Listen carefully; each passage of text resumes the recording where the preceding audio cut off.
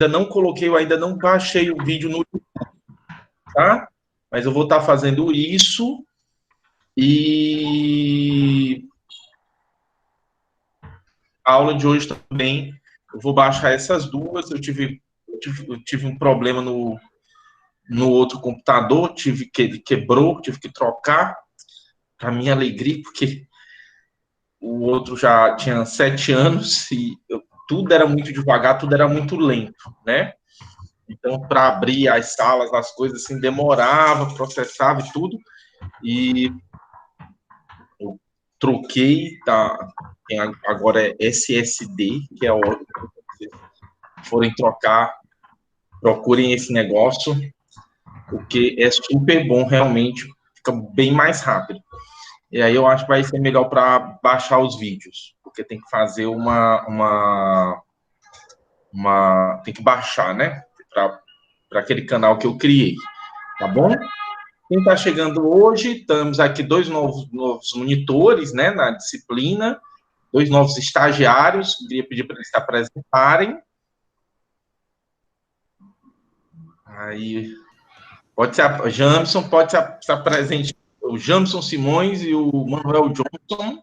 Então, Jamson, a palavra é sua para você se apresentar aí para a comunidade. Algumas pessoas já lhe conhecem, né? Claro, a Ana Luísa está na disciplina, é sempre uma questão muito problemática, muito difícil realmente, mas a gente está tentando conduzir os trabalhos assim. Gente, boa noite, né? Meu nome é Jamson Simões, eu sou estudante do curso de mestrado aí na pós-graduação, na UFC. Vou estar acompanhando vocês aqui na disciplina de metodologia, e aí aprender junto com vocês, com o professor Luiz Pato, que é sempre uma referência, e ter os colegas de turma, né? Ana Luísa, ela não quer se acusar, mas ela foi minha colega na graduação, eu fiz uma disciplina com ela, e a Ana Luísa é super massa.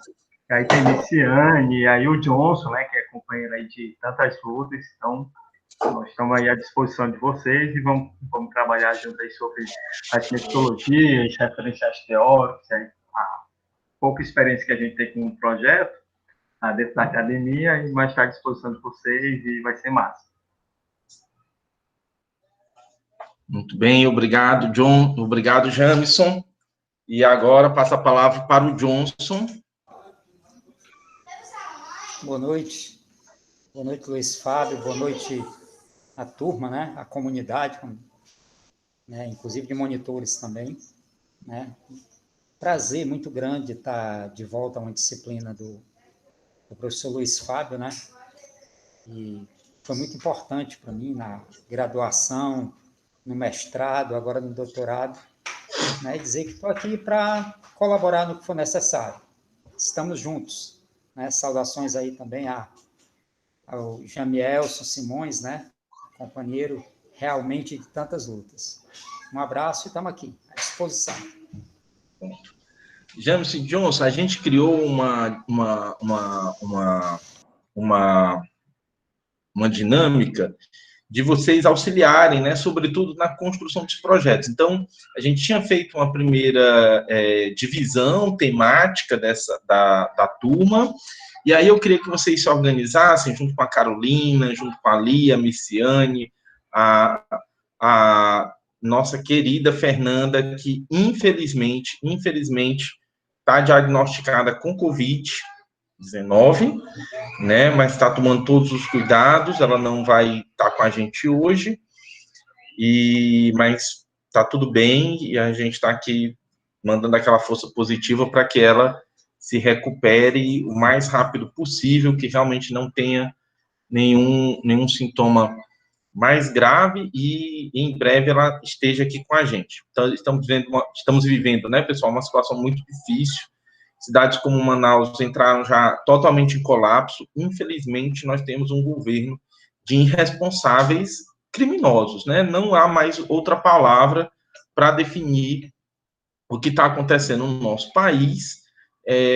Você trabalhando, né, contra todas as medidas de segurança, contra todas as medidas de saúde, que são os médicos, você tem apelos desesperados, né, de médicos nas redes sociais tentando e simplesmente a classe política trabalhando com a ignorância, independentemente do que aconteça, né? Nós tivemos agora, semana passada, um jornalista, né, do SBT, bolsonarista, que ele induziu, né, inclusive fez uma postagem dizendo que ia encontrar o pai, a mãe, todo mundo no Réveillon, no Natal, que era tudo um absurdo, que era tudo mentira, e ele faleceu de Covid. E aí é muito impressionante que nas redes sociais dessas pessoas você vê elas negando, né, inclusive negando, negam inclusive as taxas. Nós tivemos um aumento global nos homicídios no Brasil, muito significativo no ano passado, então mostra que a doença ela realmente está afetando a população, está afetando. Eu acho que é muito importante o nosso engajamento, inclusive na busca de realmente passar informações importantes para a população. Claro que o anúncio da Coronavac ele foi politizado pelo governo de São Paulo, né, que queria ali fazer um palanque, mas a informação foi muito ruim, né, a maneira como ela foi passada, né, a vacina realmente ela tem um grau global de eficiência de 50,38, mas 78% dos vacinados não desenvolveram sintomas graves e 100% dos vacinados não precisaram de internação ou foram a óbito. Então, estes resultados são muito bons. A vacina ela é eficiente, sobretudo em relação ao desenvolvimento de casos mais graves. Então, é um resultado muito bom e a vacina ela é muito importante porque ela viaja muito bem. Todas as outras vacinas, elas têm, a da Oxford, eu acho que também viaja muito bem, mas todas as outras requerem, como tipo a Pfizer, né, requer uma estrutura de freezers que não existe na maioria dos postos de saúde. Então, ter opções que viajam bem, que tem uma possibilidade de chegar a todos os territórios brasileiros, que são mais adequadas à nossa temperatura, é muito bom, é muito positivo. Então, espero que o mais rápido possível a gente esteja vacinado toda a vida. Quando eu só de pensar, só me imaginar tomando essa vacina, e eu já começo a chorar, já chorei umas 3, 4 vezes. Acho que no dia eu vou ter que ir acompanhado, porque assim, eu não imagino felicidade nesse momento maior, né, nas nossas vidas, do que a gente poder imaginar estar tomando uma vacina, mesmo com uma eficiência uma vacina de 78%, 100%, que você não vai morrer, que você não vai a óbito, né? Claro que na medida que as outras vacinas também forem chegando, todas são muito valiosas e é preciso a gente considerar isso. Eu vou pedir aqui só um instante, porque eu estou com meus filhos em casa, só um minutinho.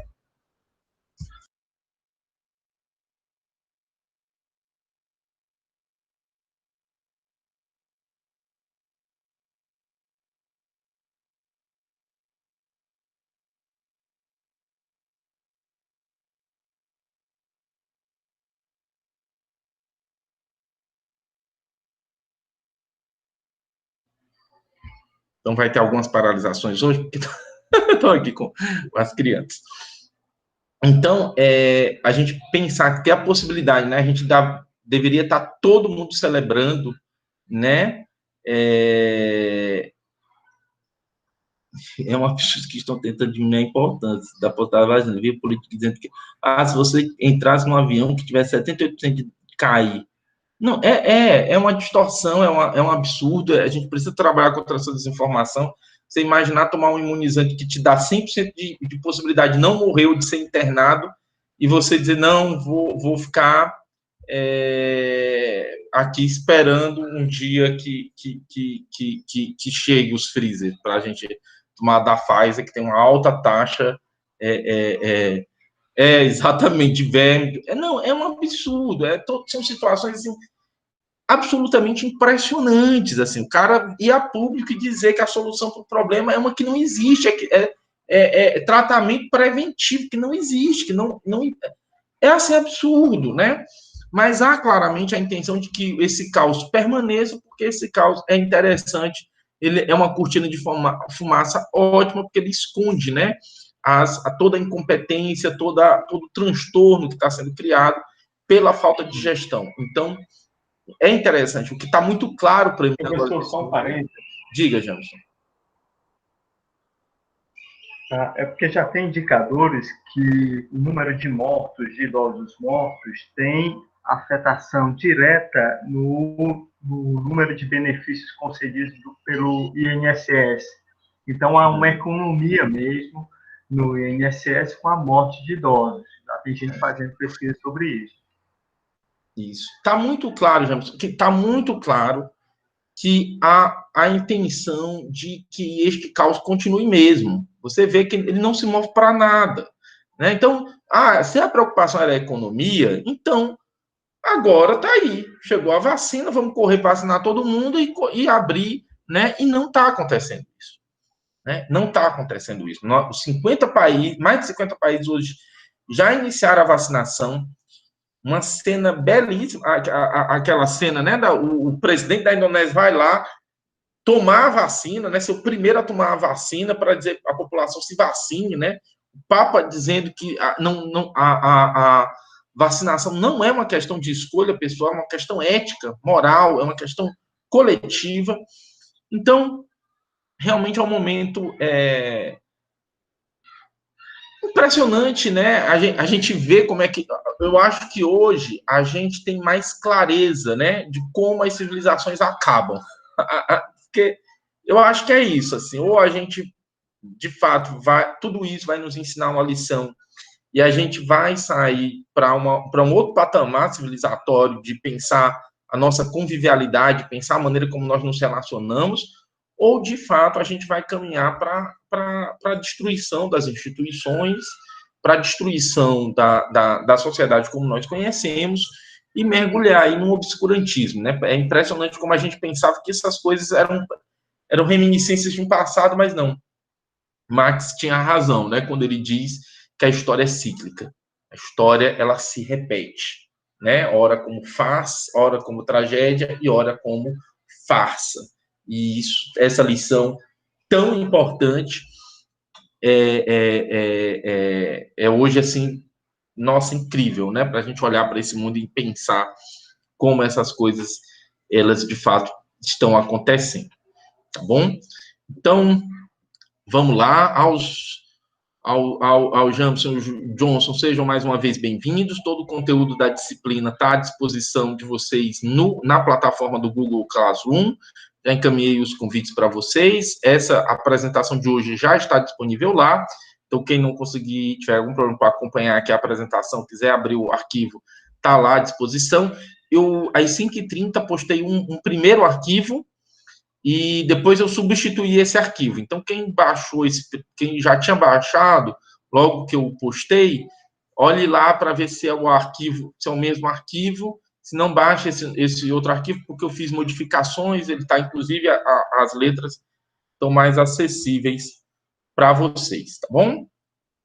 Então, bem, sem mais... Vou projetar aqui. Como sempre, alguém fala, tá ok, porque eu vou estar olhando lá.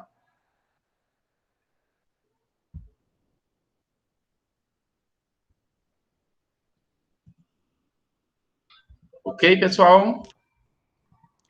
Tá aparecendo, sim. Muito bem. Ok, professor. Então, hoje a gente vai trabalhar, né, a teoria como caixa de ferramenta e diálogo relacional. Essa aula hoje, o intuito dela é pensar, né, como a gente observa, como a gente aprende a teoria, a literatura, né, o nosso referencial teórico, a revisão, faz a revisão da literatura e, a partir disso, cria uma possibilidade de uma série de elementos importantes para o nosso trabalho de pesquisa. Então, hoje eu vou trazer esse texto, eu não consegui colocar à disposição de vocês. Futuramente, eu acho que só quando a gente tiver vacinado, eu vou guardar tudo numa pasta, vou deixar à disposição num momento em que a gente realmente possa estar utilizando as Xerox, né? E todo esse manuseio, ele é complicadíssimo, então vai ter a apresentação aqui, que tem bastante informação, com a aula também, eu vou tentando complementar ao máximo essa informação, e vocês, no momento que for possível, acessam esse texto, tudo bem? Então, para começar, o primeiro ponto que eu queria trabalhar com vocês é justamente essa, para quê, né? Essa literatura. Por que vocês são cobradas e cobrados de fazer uma revisão da literatura? O primeiro elemento importante disso é justamente o fato de que a literatura ela vai te ajudar a reconhecer o teu campo de investigação, certo? Então, se eu vou pesquisar efeitos sociais da violência, se eu vou pesquisar a empregabilidade no Ceará após Covid-19, ou se eu vou pesquisar a pandemia de Covid-19, os efeitos sociais da pandemia de Covid-19, seja qual for o tema que eu vou pesquisar, racismo, sexualidade, luta de classe, seja qual for esse tema, eu vou precisar fazer uma revisão da literatura. Primeiro, para entender a história. Qual é a história desse meu tema? Qual é a história do meu campo de pesquisa? Certo? Então, ele tem uma história. Todo mundo... eu sou a primeira pessoa no mundo, única, especial, que está estudando isso. Não, provavelmente, você pode até, em determinadas condições, seu trabalho pode ter um ineditismo. Mas, qualquer pesquisa que você for fazer na área de sociologia, antropologia ou ciência política, ela vai dialogar com a literatura. Então, a primeira coisa que você vai fazer é justamente entender a história dessa literatura, certo? Outro elemento importante para a revisão da literatura é que, a partir dela, você vai compreender, você vai entender as contribuições dos outros pesquisadores para o conhecimento da área que você está estudando. Então, se você está estudando, por exemplo, a sexualidade de pessoas idosas, certo? Que frequentam a praça ou estão numa situação de asilamento, possivelmente você vai ter que estudar, você vai ter que conhecer a história da sexualidade, você vai ter que conhecer a história, né, dos trabalhos. Essas contribuições, elas começam... não são só as contribuições dos grandes aspas da área, elas são as contribuições dos seus colegas, das monografias, das dissertações, das teses que foram feitas no Departamento de Ciências Sociais e no programa de pós-graduação em Ciências Sociais, em Sociologia, em Antropologia, né? No Profissócio. Quer dizer, tem um campo de investigação ao teu redor, certo? Vocês estão numa instituição que faz pesquisa, tem tradição em pesquisa, certo? Então, a revisão da literatura ela não é só a contribuição dos pesquisadores do eixo Rio e São Paulo, ou da Europa. Ela é a contribuição de pesquisadores da África, da Austrália, da China, do Japão, dos Estados Unidos e, sobretudo, do Ceará. Certo? É muito importante isso. É muito importante esse reconhecimento dos seus pares, daquelas pessoas que estão perto. Entre você fracassar na revisão da literatura dos pesquisadores da Universidade de Oxford e fracassar na revisão da literatura dos pesquisadores da Universidade Federal do Ceará, é muito provável que o impacto da deficiência, da falta de uma revisão da literatura, da contribuição dos pares aqui do Ceará, tem um impacto maior no seu trabalho do que lá a revisão dos seus pares que estão pesquisando esse tema em Oxford. Embora essas coisas sejam relevantes, né? Olhar para a África, olhar para os estudos africanos, olhar para a Universidade as universidades da África do Sul, da Argélia, né? É muito importante. Olhar para pesquisa no Oriente é muito importante. Quer dizer, o máximo que você conseguir capturar de contribuições para entender aquela área, aquele conhecimento que você está buscando acessar, é o melhor possível, certo? Então, conhecer essas contribuições, por isso que é muito importante para vocês.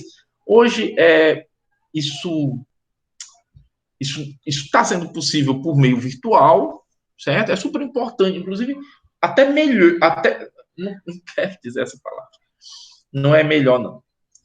Mas a participação em congressos, em eventos científicos, certo? É super importante, justamente para você conhecer os grupos de trabalho, a reunião dos pesquisadores, você ir olhando o trabalho deles, a partir das referências deles, você vai construindo as suas, certo? Você vai construindo as suas.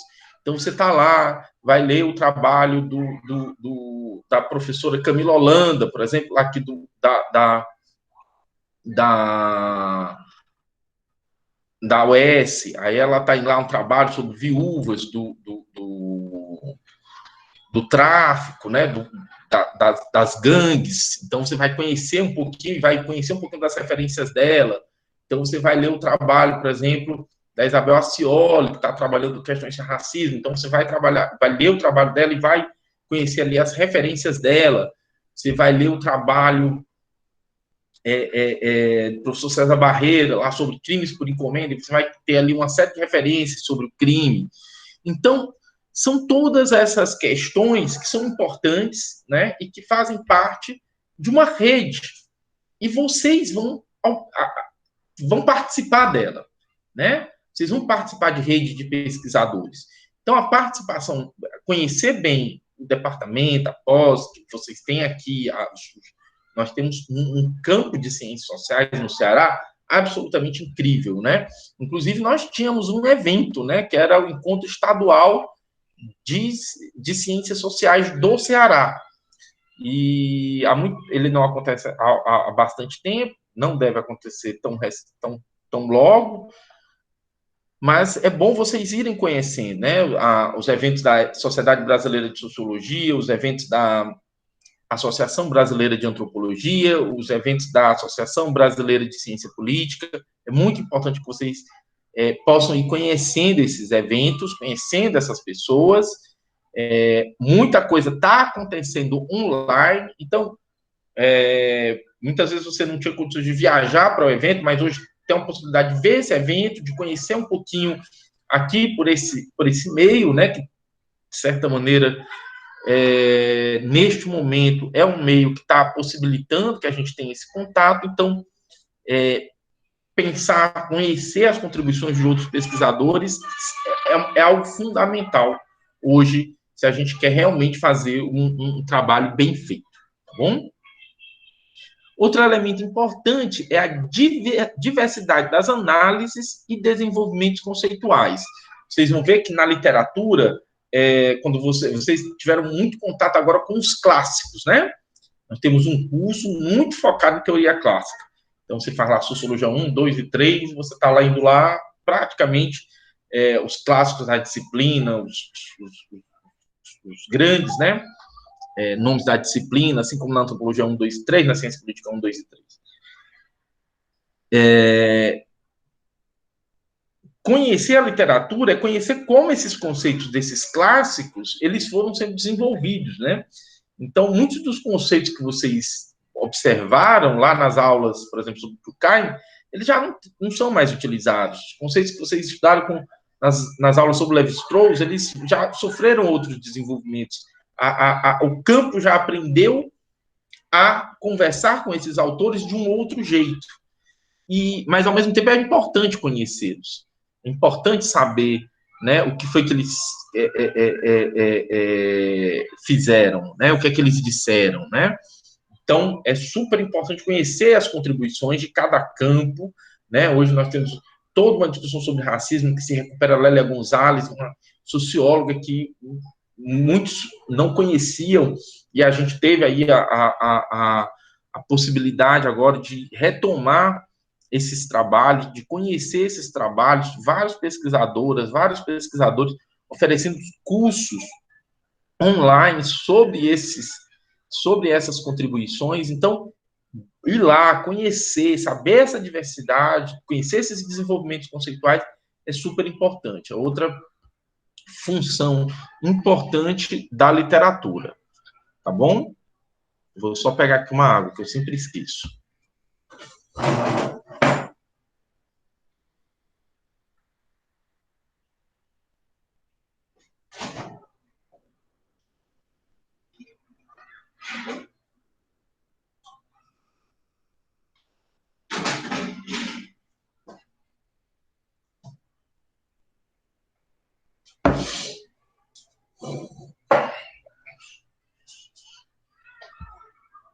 Olhei toda aqui.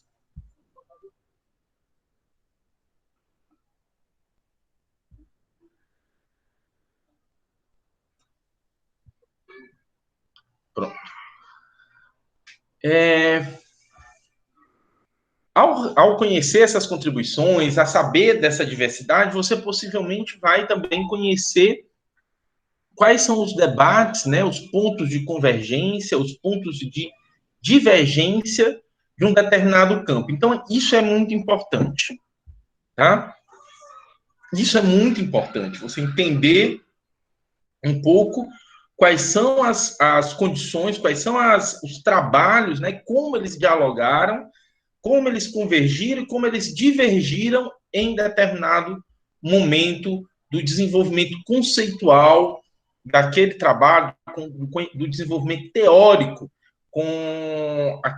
dentro daquela literatura que você está estudando, que você está analisando para realizar a sua pesquisa, para fazer o seu trabalho.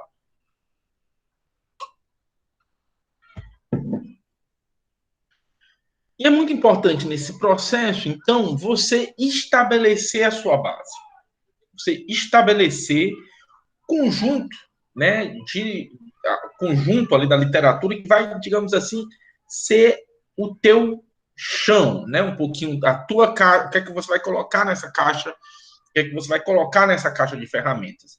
Hoje, é praticamente impossível, né, você dominar toda a literatura do que se produz dentro das ciências sociais no mundo.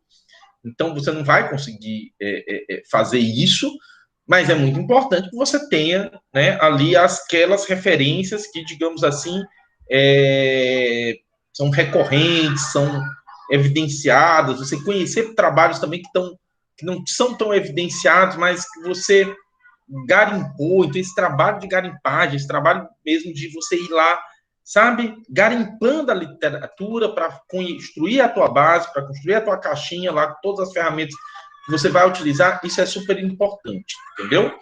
Então, saber lá quais os estudos que são pertinentes ao seu trabalho, identificar as contribuições anteriores importantes para a sua pesquisa e fazer a organização de todas as informações da literatura que serão relevantes para seu estudo. Essa parte da organização, ela é muito importante, porque vocês vão ler muita coisa e a leitura, essa leitura, que não é só um ato de ler e passar, né, pelas páginas, essa leitura é um ato de estudo. E esse estudo, ele vai repercutir no teu trabalho. Ele vai repercutir no teu trabalho em diversos momentos. Quando tu estiver construindo o projeto de pesquisa, quando tu estiver fazendo a pesquisa e quando você tiver que sentar e analisar os dados. Certo? Se você leu muita coisa, você imagine, você vai ter na sua cabeça assim, meu Deus, em tal lugar, eu li tal coisa que ia dialogar muito bem com esse dado do meu trabalho de campo. Mas, aonde está essa informação? Você simplesmente não sabe. E por que você não sabe? Porque você estava preocupado ou preocupada em percorrer páginas. E o nosso trabalho não é percorrer páginas. O nosso trabalho é estudar. É estudar essa literatura. Entendê-la. É saber como eu dialogo com ela. Então, se eu estou num trabalho que é de estudo, que é não é só de uma reflexão intelectual, mas é um trabalho mesmo, de estudar, e aquilo ali vai ser útil para dialogar com dados de um trabalho de campo que eu fiz, né, durante um bom tempo, e eu vou recuperar isso aonde? Eu vou recuperar isso na minha escrita, lá no momento de escrever o relatório de pesquisa, a monografia, a dissertação ou a tese. Então, é lá nesse momento que eu vou recuperar isso. Se eu não tenho qualquer outra informação, qualquer outra... se eu não notei isso em canto nenhum, né? Se eu nem risquei... eu não risco o livro. Não risco. Não risco. Hoje eu dificilmente risco mesmo. Eu acho que... Mas você tem que ter um mínimo de organização. Você tem que ter alguns arquivos, um arquivo no computador, um arquivo pessoal, né? Um caderno em que você anota essas informações. Que você diz, no mínimo você diz assim, olhar tal lugar, em tal lugar, tal citação, tal parte do texto. Certo? Então, você precisa, nesse trabalho de literatura, entender que isso não é só um ritual mecânico, que você vai percorrendo páginas. Não, você vai estudando, você vai construindo essa sua base, você vai construindo ali a sua caixa de ferramentas e, para isso, requer também uma certa organização. Que você realmente faça, né, como os nossos professores fazem um fichamento, né? Eu não faço fichamento, nunca fui sempre fui muito disciplinado nessa coisa do fichamento, mas sempre fiz minhas marcações e sempre fiz minhas anotações num caderno para que em determinado momento eu pudesse recuperá-las. Hoje não é mais tão útil para mim a coisa do caderno, eu realmente passo muito tempo. Hoje eu estou eliminando da minha vida quase tudo físico, né? E trabalhando muito no computador, realmente com toda a base. Às vezes eu tenho um livro na estante, mas se eu tiver a possibilidade de baixar o livro no computador e poder fazer as marcações e poder fazer uma coisa online, eu prefiro, eu faço mais isso do que eu recuo ao livro na estante. Então, é uma forma, para mim, funciona muito bem mesmo, facilita demais, agiliza muito o meu processo de escrita, mas cada um de vocês pode achar a sua própria fórmula. O que é necessário? O que é necessário é uma organização que faça sentido para você e que, no momento em que você vai precisar dessa literatura para recuperar lá no seu trabalho de escrita, você vai ter como, e vai ter como fazer isso com uma certa agilidade, com uma certa facilidade, mais do que agilidade, uma certa facilidade. Porque se tá difícil, se você não consegue, aí você realmente você vai sentir que a coisa não vai fluir legal, ok? A literatura, ela te ajuda a construir as justificativas para a tua pesquisa. Muitas vezes, esse é um ponto muito interessante, sobretudo em projeto de pesquisa. Porque quando a gente tem lá um item, né, no projeto de pesquisa, que é justamente a justificativa. Aí as pessoas ficam buscando justificativa, assim, da razão social do seu projeto. Eu vou estudar o SUS. Então, o SUS é super importante, foi criação ali de um projeto de prestar um serviço bom à sociedade. Tá? Aí você vai buscar a justificativa social do SUS. Não, ninguém quer saber da justificativa social para o seu trabalho no SUS. O que a gente quer saber é quais são as lacunas. Por que você vai dedicar um tempo a fazer uma pesquisa e dialogar com uma literatura para responder quais questões? Quais são as questões, né, empíricas, quais são as questões teóricas, quais são as questões relevantes para o campo da ciência que justificam a tua pesquisa. Então, a literatura é ela que vai te dar essa possibilidade, sobretudo quando é a tua experiência. Porque o que é que acontece? Quando você é uma pesquisadora ou um pesquisador experiente, você já fez muito trabalho de pesquisa. Quando você já fez muito trabalho de pesquisa, você vai construir, você vai ver que a justificativa dos teus projetos, elas vão fluir melhor, porque você já não tem só a literatura, você tem também uma base de dados, né, de informações e uma experiência que te possibilita construir uma justificativa um pouquinho mais sofisticada.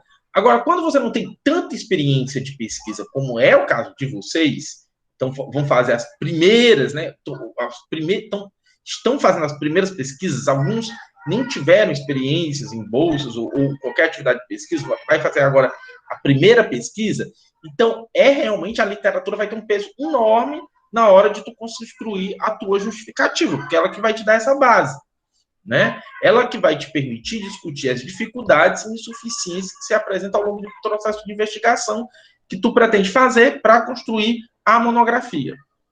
Então, a literatura ela vai ser muito importante para vocês, nesse sentido da construção das justificativas para a pesquisa. Certo?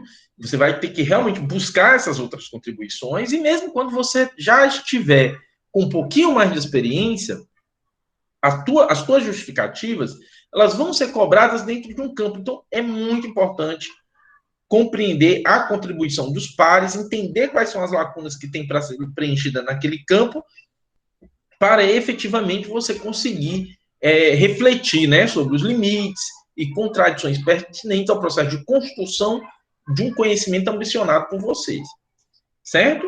Então, a literatura ela também tem esse papel importante na hora da gente construir as nossas reflexões, o nosso trabalho, os nossos projetos de pesquisa e os nossos próprios processos de pesquisa. A literatura, ela também vai ajudar você a definir vários passos do teu trabalho de pesquisa.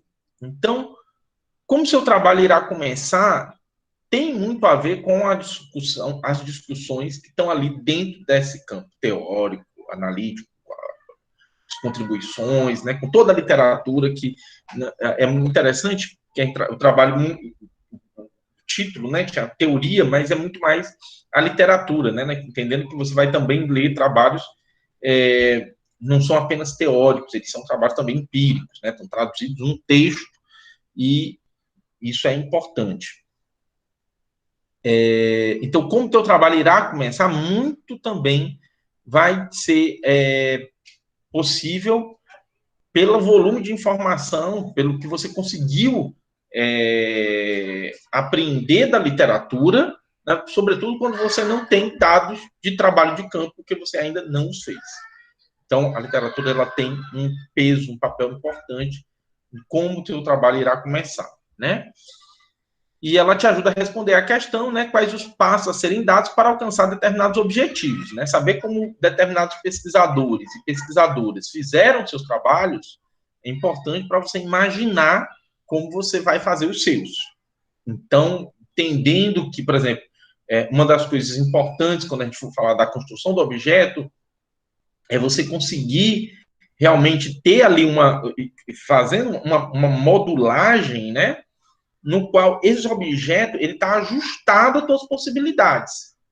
Então, nada como conhecer, por meio da literatura, a experiência de outras pesquisas, de outros pesquisadores e pesquisadoras, para que você possa ir fazendo esses ajustes, né, quanto aos objetivos gerais e específicos do teu trabalho de pesquisa, né? E a literatura ela também vai ajudar nesse ponto, que é você conseguir refletir, né, sobre os dilemas desse trabalho de campo, que é repleto de pontos de vistas teórico-metodológicos. Vocês vão ver diferentes pesquisadores, pesquisadoras, fazendo diferentes trabalhos, né, de campo, com diferentes conceitos e alcançando resultados que convergem, que podem convergir, mas podem também divergir completamente, alimentar debates extremamente fecundos, extremamente importantes para o tipo de pesquisa que você quer fazer. Então, pensar a literatura nesses esses elementos, né, que a literatura vai te ajudar, é importante para você ir pensando, né? Os projetos, eles muitas vezes são. Então, a parte que eu não gosto muito dos projetos de pesquisa, que é a revisão da literatura, né? Então, você faz a introdução, você faz a justificativa, você diz quais são os seus objetivos, aí vem a revisão da literatura. Claro que é dentro de um projeto, né? Isso ajuda a organizar, a tornar mais didático, que o avaliador possa entender com quem tu vai estar construindo um diálogo e o teu ponto de vista teórico-metodológico. Mas do meu ponto de vista, contraditório. O ideal era que na introdução, na problematização e na justificativa, essas coisas elas estivessem ali e não você precisasse ter um tópico para discutir revisão da literatura. Certo? Então, eu acho um tópico muito assim, mas como, dependendo de como vocês vão fazer seleção, né, no futuro para um programa de pós-graduação, é importante ter esse tópico lá no projeto, a gente vai trabalhar com ele quando eu for falar do projeto, porque, enfim, pode ser mais útil, né? Pode ser útil num determinado momento que a banca exige que isso seja feito assim. Então, esses são elementos que a literatura vai ajudar a você na construção da tua pesquisa. Uma coisa importante no campo das ciências sociais. Ler é uma tarefa básica da pesquisadora, do pesquisador em ciências sociais. Certo? É uma tarefa básica. Não gosto de... Vim fazer ciências sociais, mas não gosto de ler. Eu gosto mais de estar conversando com as pessoas. Quero conversar com as pessoas e saber o que elas pensam. Bem, as ciências sociais faz isso. Certo? As ciências sociais fazem. Cientistas sociais conversam com as pessoas, aprendem o que as pessoas sabem e, com esse conhecimento, vão construindo, né, os seus trabalhos. O problema é que só com o conhecimento do campo, sem diálogo com outros pesquisadores, com conceitos, com teorias, com outras análises, é muito fácil dizer que você vai fazer uma tradução do que as pessoas dizem. Mas você não vai construir nenhuma compreensão e nenhum diálogo entre o que essas pessoas estão te dizendo e o campo das ciências sociais. Então, o seu trabalho, ele vai, de certa maneira, ter muita dificuldade, digamos assim, de ter uma repercussão positiva dentro do campo das ciências sociais, porque ele vai parecer muito mais um transporte. Você pegou a fala das pessoas e transportou para um texto escrito, mas não fez ali qualquer discussão, qualquer diálogo com... Você não estabeleceu uma relação com essas pessoas. Você foi lá e pegou o que elas estavam dizendo. O que nós queremos é que vocês façam diálogos. O que a gente espera de vocês é que vocês construam relações. E essa relação é justamente, mesmo num trabalho de campo empírico com as pessoas, isso precisa ser um diálogo com o campo, com as ciências sociais, com o que essa ciência construiu, com como essa disciplina se constituiu e, consequentemente, faz as inovações que a tua investigação vai trazer para esse campo. Né? Possivelmente você não vai mudar absolutamente nada, e isso é importante que se diga, né? Vocês, inclusive, esclareçam as pessoas. Muitos dos seus trabalhos, por mais bem intencionado que você esteja, por mais motivado que você esteja, por mais engajado que você esteja, é possível que muitos dos seus trabalhos não alcancem uma transformação da realidade. Certo? Eles vão ser importantes como registro histórico, muitas vezes, porque você fez ali uma análise daquela realidade, e mesmo que ninguém leia, isso está registrado, isso existe. Essa história, ela pode, em algum momento da história da humanidade, ser recuperada. Ela pode ser recuperada daqui a 100 anos. Mas alguém vai conhecer aquela realidade porque uma pesquisadora, um pesquisador se dispôs a conhecer essa realidade, se dispôs a fazer um trabalho de pesquisa, se dispôs a fazer uma relação com a literatura existente, se dispôs a construir um diálogo com o campo, com as pessoas e com os cientistas, e com a ciência. Então, o seu trabalho, ele é muito importante. Nunca confunda o valor social com o valor do seu trabalho, do que ele tem a contribuir com o campo da ciência. Certo? E é claro, né, se você conseguir mudar o mundo com o seu trabalho, ótimo, estamos precisando, né? Esperamos que você consiga melhorar essa sociedade com o seu trabalho, com certeza. Então, você precisa ler muito, você precisa dedicar horas da sua vida e realmente ter uma disposição para a leitura. É muito difícil você ser um pesquisador, uma pesquisadora que não lê, que não gosta de ler, em qualquer campo. Porque se você for para matemática, você vai ter que ler as contribuições dos outros matemáticos para construir a sua pesquisa. Não existe nenhuma área do conhecimento em que não exista a leitura. Tá? Essa dicotomia entre exatas, né, e humanas, o engenheiro sabe, não, tem que ler, tem que estudar, tem que gostar disso. Tem que realmente gostar de passar algumas horas com os livros, com os textos. Hoje, vocês leem no celular. Eu, por exemplo, leio muito no celular. Tenho que, inclusive, tentar conseguir alguma coisa um pouquinho maior, porque eu estou com a vista cansada. Mas eu já estou assim, já viro, já leio uma tese, uma dissertação. De fato, tem que estar utilizando essas ferramentas, tá? Não existe uma quantidade definida, nem medida de sucesso a ser alcançada. Nossa, vocês vão ouvir muita besteira ao longo da vida e da permanência de vocês nas ciências sociais. Já falei disso. Não existe isso de você ter uma quantidade, você não está... não se trata de percorrer páginas, se trata de você estudar. Essa leitura é um ato de estudo, ele é um ato de trabalho, ele é um ato de compreensão. Ela não é você sentar e ficar medindo, fazendo medição de número de páginas. Isso não existe, pelo amor de Deus. Quando vocês ouvirem essa besteira, esqueçam, porque é uma besteira. Não tem número de páginas, não tem isso. O que vocês precisam de fato, tem que alcançar você precisa ser a mulher e o cara que vão, sabe, ler, conhecer aquela realidade. Tem que dizer assim, eu sei, conheço esses trabalhos, e é isso.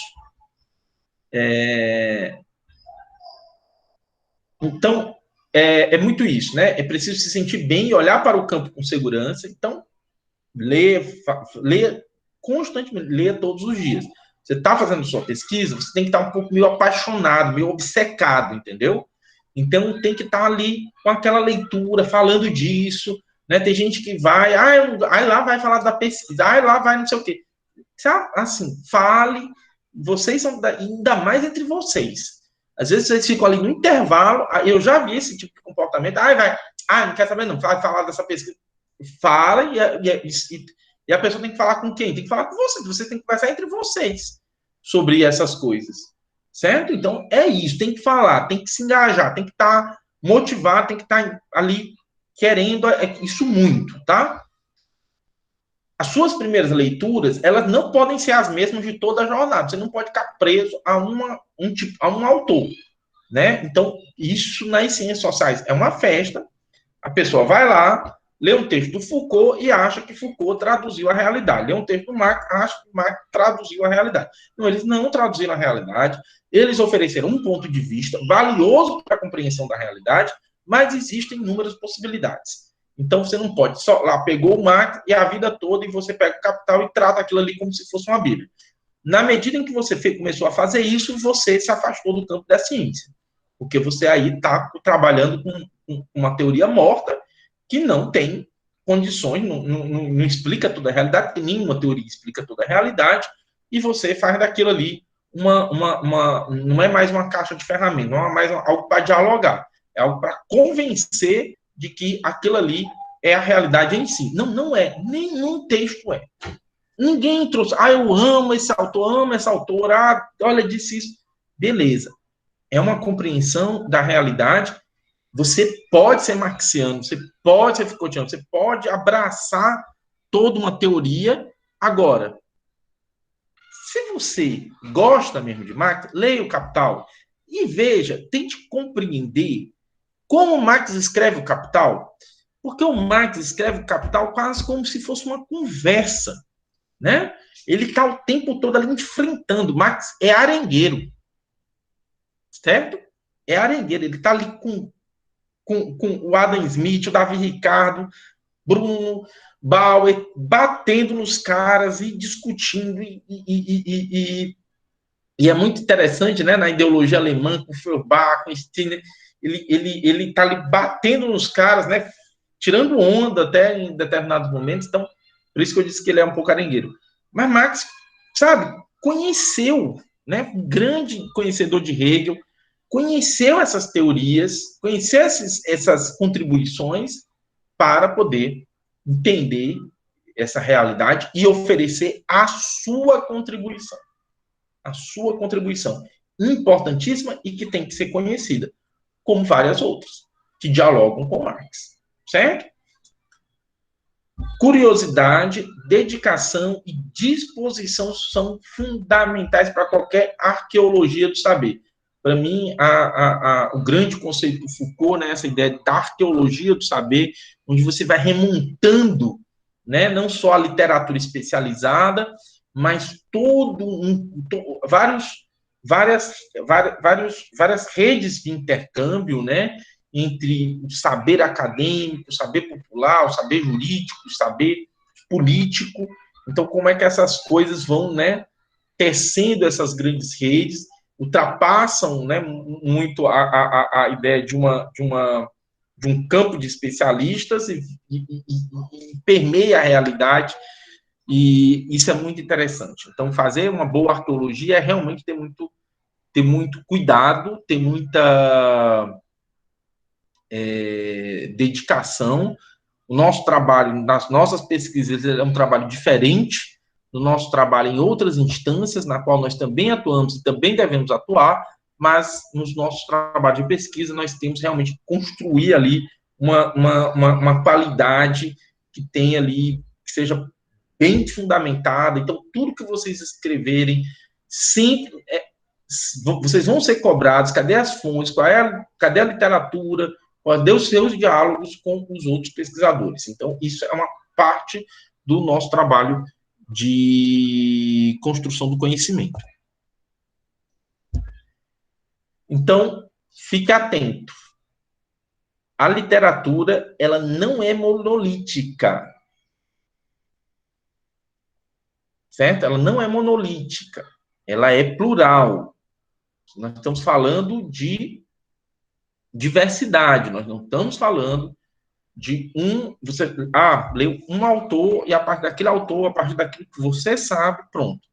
Você já acha que é suficiente, você não precisa mais entender nada, você não precisa mais dialogar com nada, e você vai, né, ficar repetindo aqueles conceitos, e em um determinado momento, esses conceitos já não dialogam mais com nada, porque você já tenta enquadrar a realidade naquilo que você conceitualmente sabe. E aí você perdeu. Certo? Aí você perdeu. Isso é muito bom na hora do embate político. Na hora do embate político, às vezes a gente precisa, né? Quando você vai construir uma frente política, ou você vai construir uma palavra de ordem, aí é mesmo, aí você constrói monoliticamente porque você quer enquadrar, né? Você quer, tipo assim, quando a gente estava discutindo a questão da desmilitarização da polícia, né? Então, você constrói isso como uma base, né? Que você constrói isso como um enunciado que tem que repercutir, porque você quer alcançar aquele fim politicamente. Mas quando você vai estudar polícia, aí não adianta você só estudar com os autores que você gosta, certo?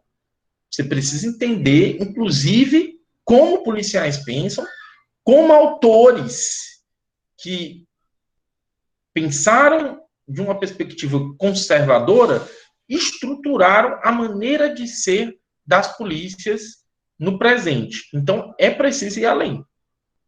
É preciso, né, conhecer realmente essas outras literaturas e, de fato, construir um conhecimento mais... que não quer dizer que você vai construir um conhecimento que está de acordo, mas quer dizer que você vai construir um conhecimento bom que dialoga. Não estou falando de diálogo, não é concordância, é muitas vezes como, aí recuperando novamente o Marx, muito mais como o Marx faz, enfrenta para você mostrar as contradições daquele tipo de argumentação, as fragilidades, como ele é incompleto, como ele é deficitário, né, de um aprofundamento, de um maior compromisso com a realidade, e aí você consegue mostrar, né, nessas lacunas o valor, né, de outras reflexões, da sua própria reflexão sobre aquele fenômeno social. Então, a literatura ela tem que sempre ser, sim, o mais plural possível. Tá? Ela compreende vários campos de produção, então, a nossa ciência ela é interdisciplinar já na sua formação. Né? Vocês trabalham com 3 disciplinas: sociologia, antropologia e ciência política.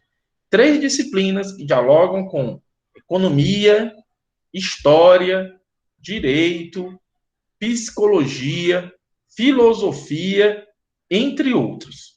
Entre outros. Certo? Então, a nossa formação ela já tem essa interdisciplinaridade, né? Muitos de vocês vão trabalhar com filósofos, né? Como quem vai discutir biopolítica vai trabalhar com Foucault, Agamben, Mbembe, e são todos filósofos, não são cientistas sociais, não têm as mesmas obrigações que a gente tem, por exemplo, com o trabalho de campo. Ela deve ser estudada e não apenas citada, isso é muito importante. Você não tá lendo o texto para percorrer um número de páginas e muito menos para pegar ali uma citação e colocar lá. Né? Então, é muito comum que a gente pegue trabalhos e tá lá, a pessoa começa o texto, vai desenvolvendo o texto, aí põe uma citação. Beleza, às vezes até tem relação com o que ela está dizendo ali anteriormente. Mas quando termina a citação, a pessoa começa outro assunto. Ela começa outro assunto. Se você botou uma citação ali, eu estou entendendo que você vai dialogar com ela. Se antes você anunciou que ia falar de tal conceito, aí você coloca a citação. Aí quando você volta ao texto, você recupera a citação. Você escreve, você bota ali, você conversa com aquilo ali. Certo? Tem gente que bota a citação e termina o tópico. Ninguém encerra tópico com citação. Citação ela existe para, naquele momento, você dialogar, você mostra, não, nesta passagem aqui o autor ilustra muito do que eu quero demonstrar. E a partir dessa ilustração dele, eu avanço aqui. Certo? E aí você dialoga, você não vai só dizer por dizer. Nada é por acaso num trabalho científico. Certo? O seu objetivo é contribuir para as explicações que sua pesquisa visa alcançar. Então, a literatura, ela entra, né? Esse estudo, ele entra para fortalecer a tua compreensão e, consequentemente, as explicações sobre o fenômeno que você está estudando. Certo? Ela não entra como como se fosse uma peça, né? Ali na tua estante, e tudo bem, ela tá lá, tá decorativo, você leu, mas ela pode não estar ali dialogando, se ela não está dialogando ali com essa estante, está dialogando com o cenário, fica muito complicado você justificar essa citação. E aí, recuperando a gente vai voltar ainda nesse curso a essa questão, aliás, a gente vai falar dela em diversos momentos. A escrita acadêmica, a literatura, ela vem para contribuir, né, para colaborar com essa tua escrita acadêmica. Essa escrita acadêmica, ela tem algumas características.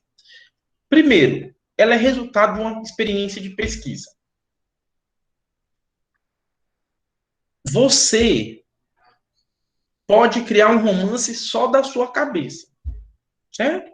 Embora não vai sair só da sua cabeça, vai sair da tua visão, né? Você viveu, você experimentou esse mundo e você imagina e vai escrever um romance. Vai escrever uma poesia, você pode escrever um livro religioso, né? A Bíblia, uma coisa assim, tentar criar um mundo, né? Religioso, mitológico. Então, são coisas que brotam do teu sentimento, brotam da tua experiência e podem brotar de pesquisa também. A poesia, a literatura, ela também está embrenhada também em experiências de pesquisa, tá? Mas essa escrita acadêmica, ela, de fato, não tem saída. Se você colocar coisas no texto que não dialogam com algumas fundamentações, seja da literatura, seja do campo empírico, os professores, teus avaliadores vão, de fato, pegar. Ah, mas é porque tem que ter poesia na escrita acadêmica. Tem que ter poesia. Tem que ter leveza. A escrita acadêmica não precisa ser feia, nem precisa ser sem poesia, sem música. Ela pode ter todos esses elementos estéticos, mas ela precisa estar fundamentada. Não dá para você estar ali colocando as suas ideias, né, tentando justificar suas ideias com um argumento religioso, muitas vezes, porque não vai funcionar. Não vai funcionar. Você pode escrever um belo texto, mas ainda assim não vai ter o reconhecimento dos seus pares, porque eles vão olhar e dizer que isso aqui é uma especulação, é um posicionamento político, é uma visão, né, que não corresponde, porque não tem dados, não tem fatos sustentem aquela argumentação. Então, ela é sempre resultado de uma experiência de pesquisa que precisa ser demonstrada no trabalho acadêmico. Você não dá para você escrever o trabalho acadêmico sem dizer como fez. Então, boa parte do trabalho acadêmico é você falando de como fez a pesquisa, quais os diálogos teóricos você construiu, quais os diálogos com outras contribuições de pesquisa você construiu e quais as suas considerações sobre isso. Certo? Não li, não fiz pesquisa e quero fazer a minha monografia. Vai funcionar? Alguém acha que sim? Bem, o silêncio, né, devastador, prova que não. Mas... Oi? Então, não adianta se desesperar na última semana do prazo para entregar a monografia, a dissertação, até porque não vai funcionar. Vai para a praia, toma uma cerveja, vai e pensa outro momento, assim. Não vai. Ou você faz a pesquisa, você lê e você coloca essas coisas para dialogar no momento da escrita, ou se você não fez pesquisa, você não vai, não dá para você sentar e escrever, não vai acontecer, certo? A escrita acadêmica é um trabalho, é um texto-trabalho. Eu adorei essa ideia, certo? É um texto-trabalho. Ela não, sabe? Você não vai conseguir produzir isso. Ela requer de você uma organização, uma capacidade de organização, de juntar informações, né, do campo de pesquisa e da literatura e colocar essas coisas para conversar. Então, essa ideia de que é um trabalho, nós somos... Até tinha um professor que ele dizia assim, olha, 90... Tem gênios na ciência? Tem. Só que, assim, 2% é genialidade. 98% é trabalho. É trabalho. Então, você pode ter alguém excelente, assim, um excelente discursador, né? Uma excelente pessoa que fala assim, nossa, e faz, inspira você. E essa pessoa necessariamente pode ter uma produção insignificante, irrelevante, porque nunca entendeu, na verdade, que ali a escrita acadêmica ela é um texto de trabalho, né? É um texto que envolve uma experiência de campo, de leitura, de dedicação, de estudo. Não é só ler, é estudar.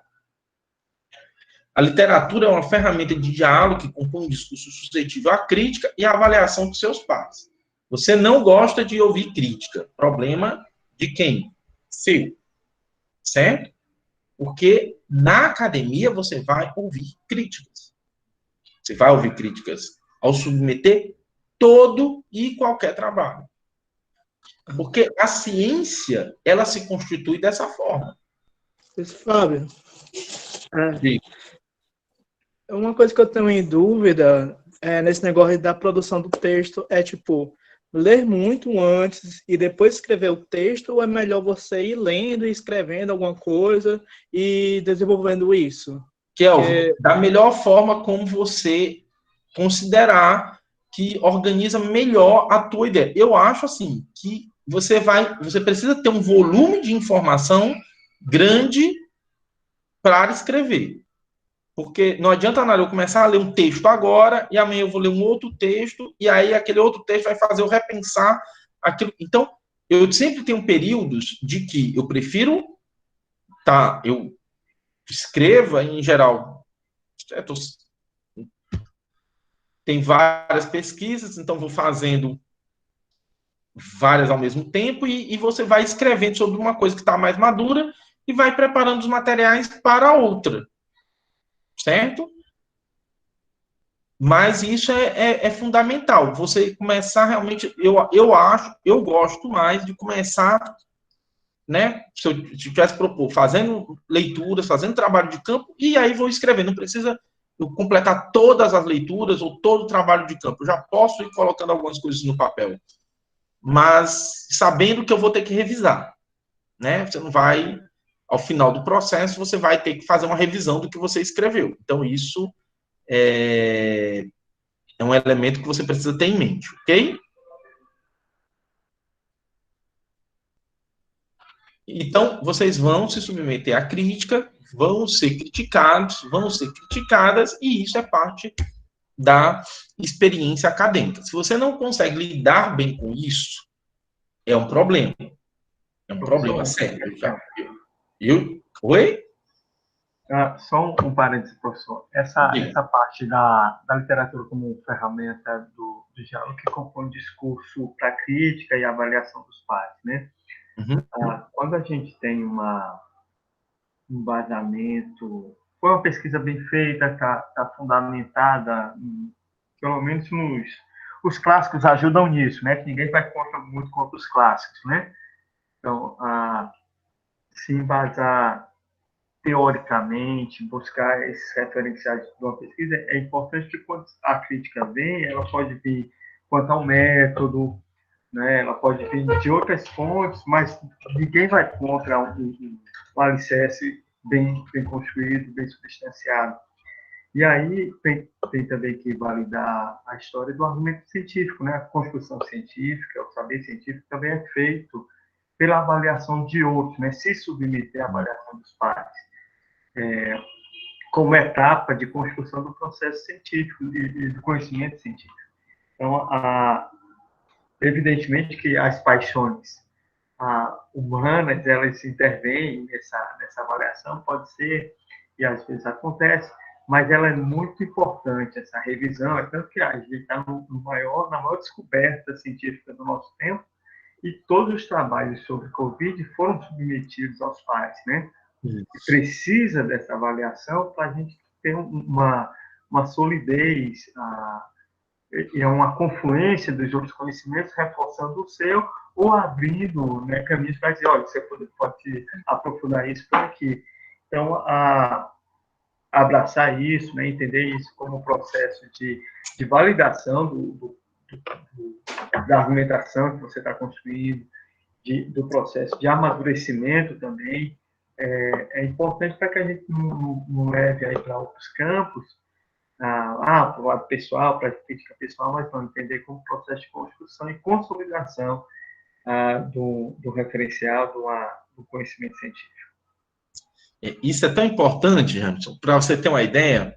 Agora, nas discussões sobre as vacinas, até mesmo esses anúncios que estão sendo feitos, os cientistas são muito claros, né? Eles dizem assim, não, isso é resultado das primeiras investigações, certo? Mas vai levar anos. Por quê? Porque você vai precisar de um grande volume de pesquisa para ver a eficácia das vacinas na realidade. E isso só vai acontecer quando esses primeiros trabalhos, essas primeiras informações forem submetidas à crítica e à validação, à avaliação da comunidade. E isso vai levar um longo tempo.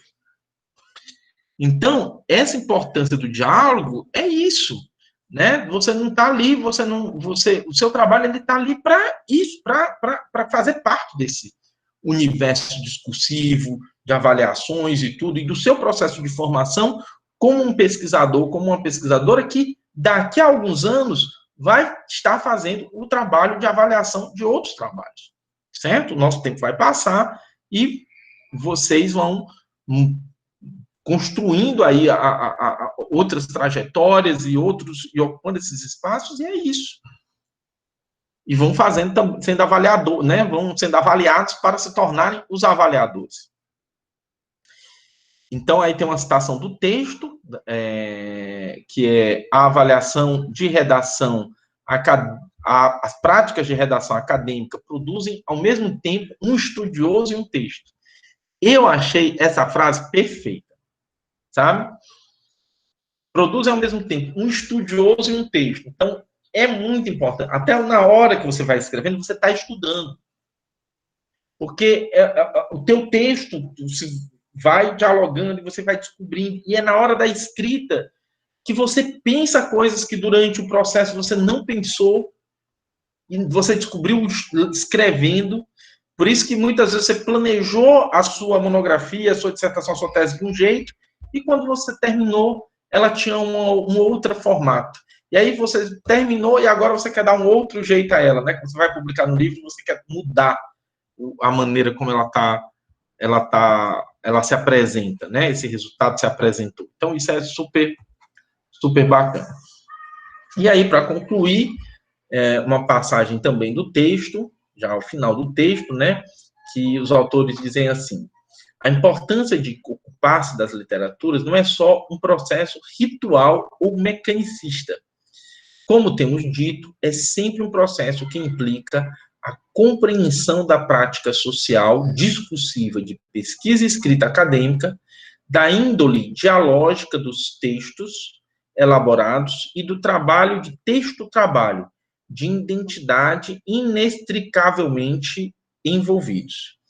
Em última análise, o conjunto dos leitores determinará o tipo de textos sobre literaturas que se produzir, uma vez que há diferentes leitores e diferentes propósitos para diferentes tipos de textos de pesquisa.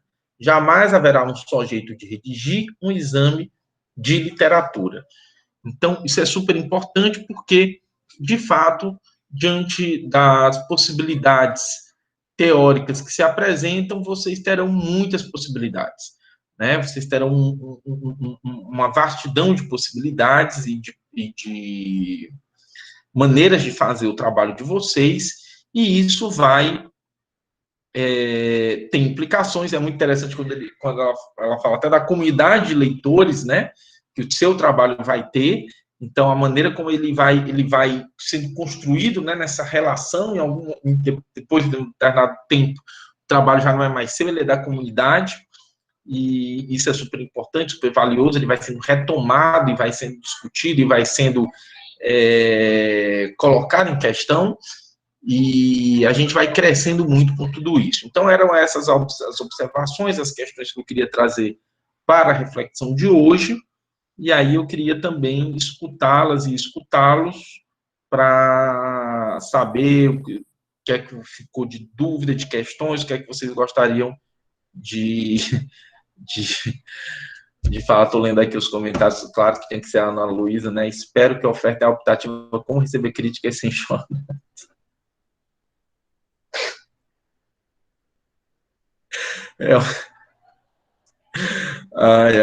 Vou fazer o mesmo trabalho, Ana Luísa, que eu faço com a Hanna, né? Que ela tem que engula o choro. Para que você está chorando por isso, né? Então, nas bancas vai ser isso. Vamos trabalhar assim. Vamos botar ali na porta da sala de vídeo, onde acontecem muitas das apresentações, é assim: ao entrar, engula o choro, né? Você engole o choro. Aí você escuta as críticas sem chorar. Fica assim, só sem poder chorar. Porque se chorar, fica de castigo. É a lei aqui de casa. Fica sem TV. Então, pessoal, questões, por favor. Não vai falar, não. Professor, o senhor pode falar mais sobre o método de avaliação, sobre essa escrita do pré-projeto, como é que vão ser esses seminários e tal? Posso, mas vamos ver se tem questões sobre o texto, porque aí eu depois falo um pouquinho sobre isso, tá bom? Agora, se não tiver nenhuma questão sobre o que eu sobre a apresentação, aí a gente fala.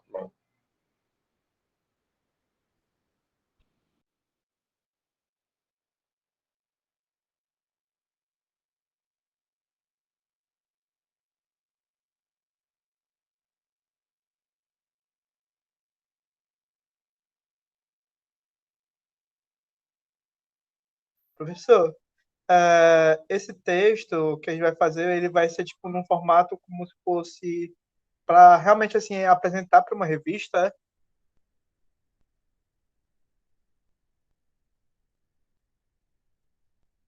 Não. Esse texto, ele vai ser um pré-projeto, como se você fosse fazer um pré-projeto de pesquisa. Como se você fosse fazer um projeto de pesquisa, né? Então, deixa eu projetar aqui.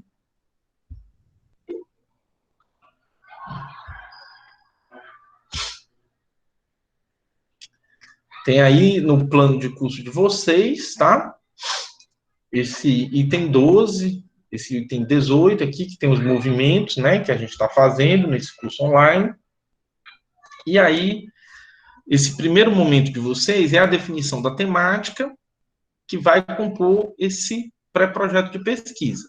Eu quero que esse pré-projeto atenda às seguintes questões, seguintes itens. Qual é o seu problema? Qual é a sua pergunta de partida? Qual o objeto da sua pesquisa?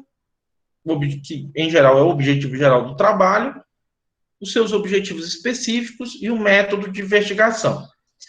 Quando você for construir o problema, é lá nessa parte, o problema, que a gente vai discutir já na próxima aula, que eu quero que esteja a revisão da literatura, que você coloque alguma coisa da literatura que você fez, justamente para construir o problema. Certo? Então, eu quero que você faça isso entre eu acho que eu deixei aqui também as descrições, deixa eu ver aqui no final, né? Tá aqui. Então, eu quero que você faça isso por escrito, em até 5 laudas, tá? Essa formatação, margens 2, Times New Roman 12, espaçamento entre linhas 15. Então, tá tudo isso aí no projeto. Certo? Então, é isso que vocês vão fazer como trabalho final. Nós temos aí essa turma que está fazendo estágio. Então, eu vou pedir para que eles organizassem as turmas, né? E Carolina aqui dizendo que chorou muito. Foi uma coisa meio escandalosa mesmo. Então, podem chorar. Está dizendo aqui, está incentivando Fake news, o choro. professor, fake news. Fake news, né? Está aqui método é incentivando o fake choro, né?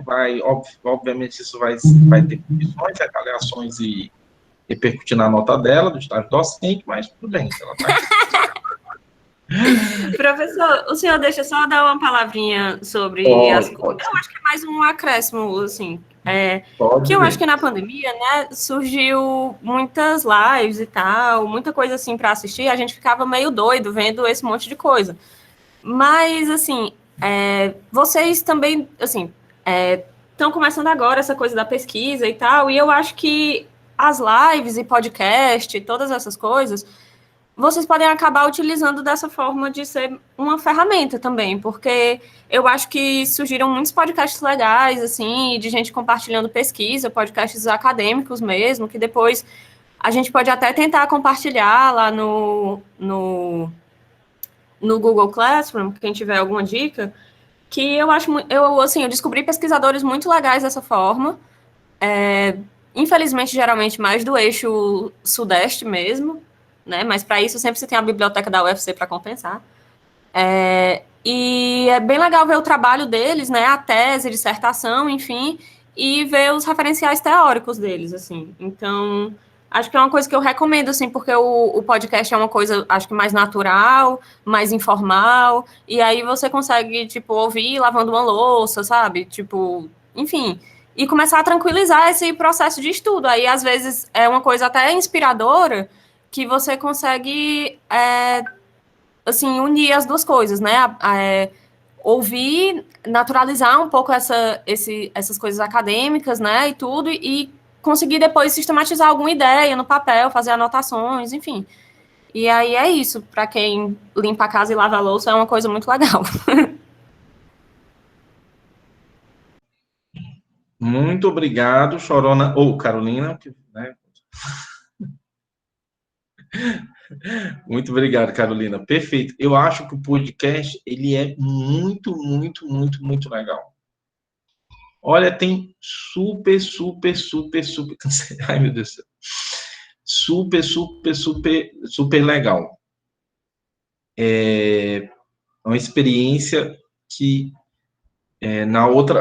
até na outra disciplina de sociologia do conflito, uma das coisas que foi legal foi que as pessoas podiam fazer apresentações com podcast. Eu acho que aqui nas apresentações, eu quero, claro, que vocês façam um trabalho escrito, mas nas apresentações vocês podem gravar um podcast, né? Então, eu acho que isso pode ser legal. Muito bom, Carolina, muito boa sugestão mesmo. E aí, eu queria... A Lia está dando uma sugestão, né? O Paulo Henrique aqui colocou Elas Pesquisam, que é um podcast, né? Isso, pronto. E aí, eu acho que pode ser bem legal. Então, aproveitem realmente. É um tempo muito difícil, a gente está muito, né, em casa, então aproveitem esses recursos que vocês têm para fazerem, para também ajudarem nesses processos, tá? Que não são simples, realmente. E que dá vontade de chorar. Uma coisa... extravasem mesmo. Isso que a Carolina disse também é importante. Eu brinquei, mas, assim, extravasem, comemorem, celebrem. Você terminou um capítulo, tem que comemorar. Isso é mais importante do que qualquer outra coisa, assim. Sinta emoção pelo seu trabalho, não tenha medo de sentir, sabe? Eu não gosto, eu acho tão chato aquele negócio, pessoal, como eu estava falando daquela coisa de não conversar, né, que a gente não, você tem que amar aquilo, tem que celebrar, tem que criar grupo, tem que se envolver, tem que achar o máximo, tem que ser a melhor coisa da sua vida. E aí, aí a coisa flui, entendeu? E aí vai ter momento que vai ser difícil mesmo, assim. Mas isso é importante. Eu quero que essa lição seja aprendida, a gente saia daqui com essa lição. O trabalho acadêmico é trabalho. A pesquisa, a escrita acadêmica é trabalho. Então, sem esforço, sem dedicação, sem organização, as coisas não acontecem. Você vai começar a sua pesquisa, organize. organiza a literatura, organiza qual é o trabalho de campo que você vai fazer, como você vai fazer. A gente vai, ao longo desse curso, desenvolver isso, tá? E aí eu queria até saber aqui, a gente já fez, não sei se as meninas trabalharam já nisso, a divisão da turma. Ainda não, completa ainda não. Pronto.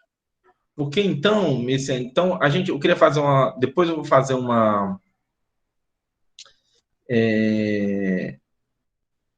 eu queria ver se já na próxima semana, a gente conseguiria já fazer isso, já pelas temáticas. Tem alguém aqui que não apresentou ainda a temática?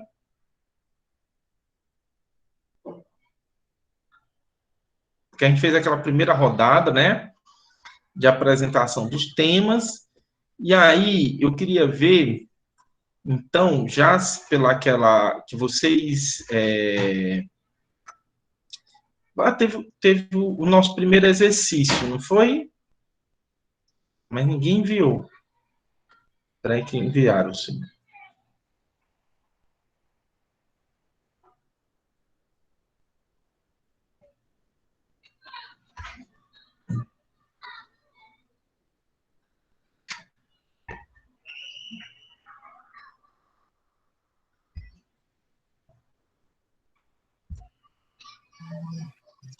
Ó, nós tivemos o nosso primeiro exercício, que foi esse exercício, né, de escolher os artigos científicos, tá?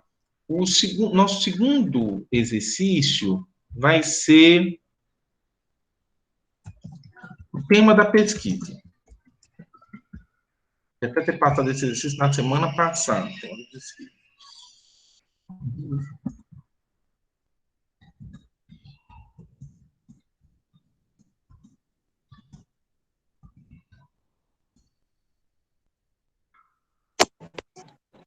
Professor, o senhor vai passar mais exercícios para a gente ir treinando? Pô, eu estou fazendo, inclusive estou fazendo isso agora.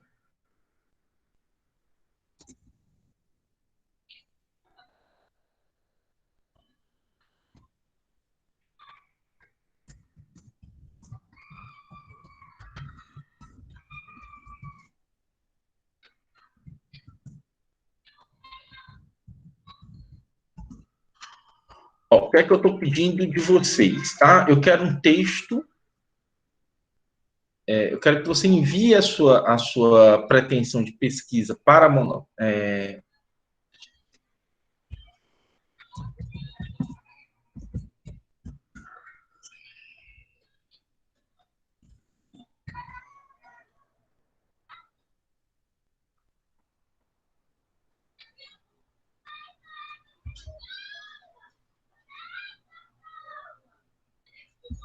Pronto.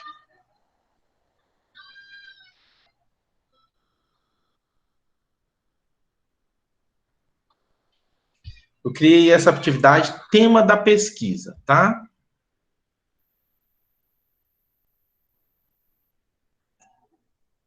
Espera aí, eu vou... Oi, Ana. Eu coloquei a minha meinha. Muito bem, Eu filha. vim aqui de meinha. Muito bem. Essa aqui é a Hanna, que está mostrando que ela colocou uma meinha. Aí não dá para vocês verem. E ela é branca. É a única que ela tem. Você vê a Mostra ela, situação. mostra ela. Mostra ela. Cadê a Hannah? Hanna, vem.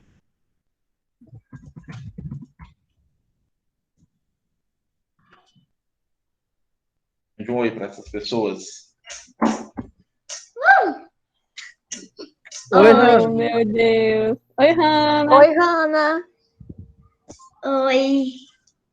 Eu sou a filha do meu pai. Cadê a meia? Deu certo?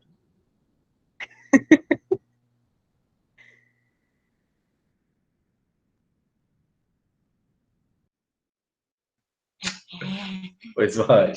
Terminar aqui. O povo deve estar com fome, porque eu não dei de comer até agora.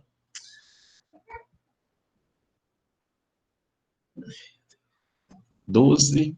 E o conselho tutelar truando, viu? Ó.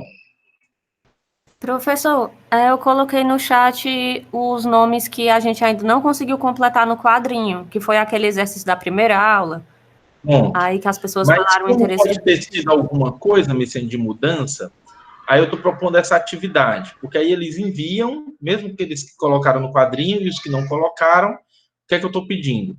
Vocês me enviem, né, até o dia 12 de janeiro, em um texto de 5 a 10 linhas, a sua pretensão de tema para pesquisa de monografia. Tudo bem? Tá claro? Luiz Fábio, 12 de janeiro foi ontem. 12 de fevereiro, no caso, né? Ai, meu Deus. Não, 12 de fevereiro não.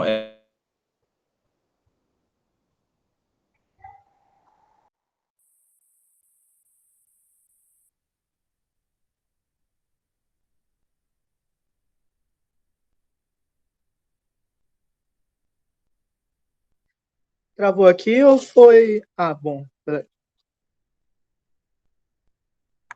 Travou aqui também.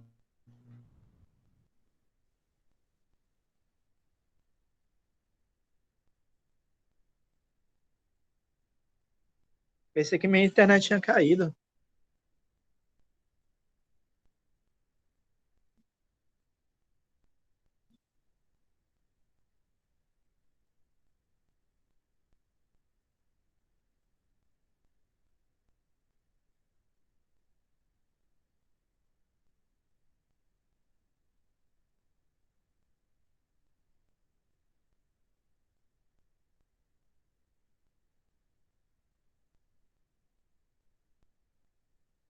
Deve ter caído a conexão dele. Ele saiu.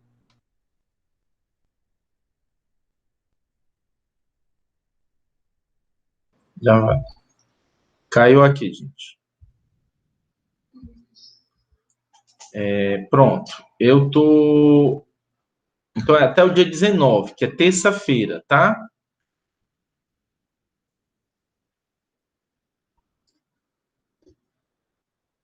Até o dia 19 de quê? De fevereiro?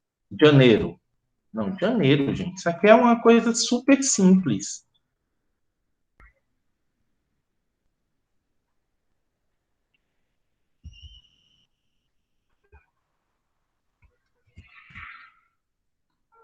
Uma coisa super simples. Texto de 5 a 10 linhas, tá? Tá aqui no chat. Envie até o dia 19 de janeiro, em um texto de 5 a 10 linhas, a sua pretensão de tema para pesquisa de monografia. Certo? Então, o que é que você quer estudar? Eu vou botar a sua pretensão de estudo. O tema é muito...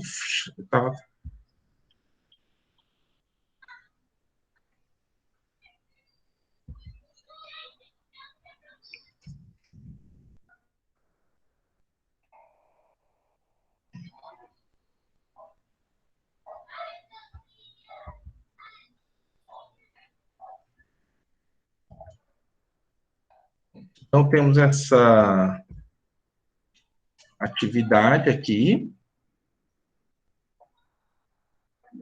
que aí vocês vão me responder por esse link aqui de atividade, tá?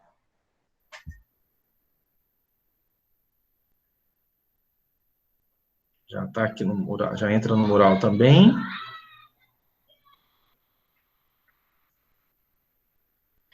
Então, envie até o dia 19 de janeiro, em um texto de 5 a 10, a sua pretensão de estudo para pesquisa de monografia. Então, o que é que você quer estudar? Certo? Então, você vai enviar, vai escrever 5, 10 linhas e vai nos enviar. A partir desse envio, eu queria que vocês enviassem até terça-feira mesmo. Eu vou mandar ainda recadinhos do coração, não esqueça de enviar.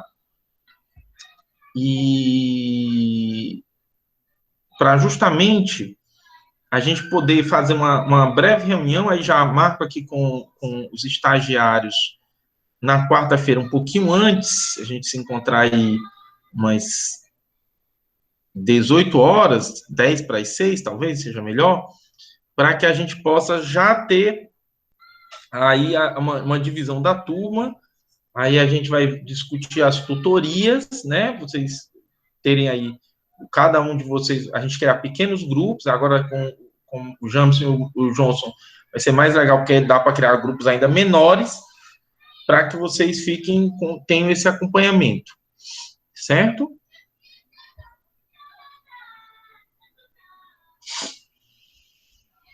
Ok, pessoal? Ah, Maria. Salve, salve.